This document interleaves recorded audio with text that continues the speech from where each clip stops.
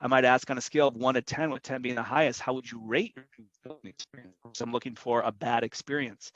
What criteria did you use to choose them? I want them to reflect on maybe they made a choice based on a low price. How would you rate the ownership experience? In other words, warranty, craftsmanship, design, etc. So Kelly, let's start with you. Any thoughts? I know you do things differently. There's no right or wrong way here, but some things that you use to kind of tee up the idea of them paying for your services to estimate. Well, I use the questions you have listed here. I use those. They're slightly different in the way I present them, but I'm basically trying to get the same information. I want to find out what their hot button issues are, like you mentioned, and then I can sort of tailor my presentation to demonstrate how our approach solves their problems and or concerns. But really the primary thing, and I think it was a slide or two back that you'd mentioned it, I described to them, or actually what I say to them is that in order for me to best describe my approach or our approach, let me first describe how the traditional approach works and then contrast that with what we do. Mm-hmm. And then I explain to them the traditional, go out and get 3 free estimates, and basically what the pitfalls are with that particular approach, which is basically inefficiency and inaccuracy. And then I describe to them how our process works and talk about how the ultimate objective of our approach is detail, accuracy, and probably most importantly, aside from those two things, is establishing rapport and trust, establishing a relationship before we begin the process, before I show up and start tearing their house apart. And then I talk a little bit about the costs associated with our particular process, and leave it at that, and ask them if that's something that they would find valuable or helpful in getting through this whole home building or remodeling approach. And as you heard me say, about 30% of the people say yes. Russ, anything you want to add to that?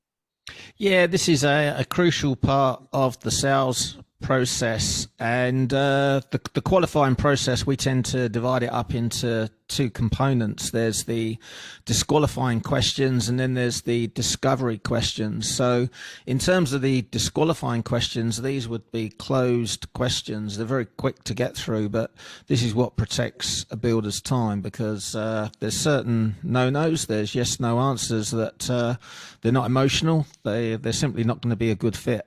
And to give you an example of that, it's, do you have land? Do you have a move-in date? When you are looking to move in, where's the location? Because if it's outside the area that you service, these are all things that you could disqualify. Type. I know Kelly does both custom homes and remodeling, but some guys will just do a certain type of project, and if it falls outside your area of expertise, you might want to be disqualifying those. So there's about 7 questions that our members run through, which can be covered off in 5 minutes, and that will help eliminate a large portion of inquiries. But then we move into the discovery, and I think this is where some people may struggle a bit, because discovery is quite a big commitment. You're going to commit probably about 45 minutes of your time, but you've already disqualified the people that aren't a good fit. So it's a good investment at this stage. And at the discovery stage, we're looking for the decision makers, like you said, Rick. Have they built before? It's critical. Where's the site? What does the site look like? Is it a difficult site? And then the emotional ones. What's the most important thing to you about this build? What we're really looking for when we ask this question, people fall into 3 categories, and that's quality, speed, and budget. If we say to them, what's the most important thing, quality, speed, or budget, they want all 3. So it's up to us as salespeople to understand what is the number one driver, the primary, and then the secondary, because this is all good intel that we're going to use later in the sales process to to present the very best case.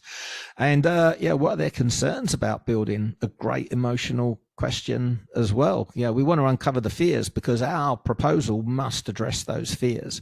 Yeah, maybe in the form of a guarantee, maybe in the form of objection handling, and then right at the very end, I know some guys like to ask this question right up front and use it as a disqualifier, but really the budget question can only come in at the end, in our opinion, and that's because you simply don't have enough trust to get an honest budget, a legitimate budget, and we might even frame that question up before we present it as well. You know, from what you've told me, yeah, I think we're looking at X. Yeah, we're going to give a range. You know, did you see yourself spending more or less than that, or have we? You know, are we in the ballpark?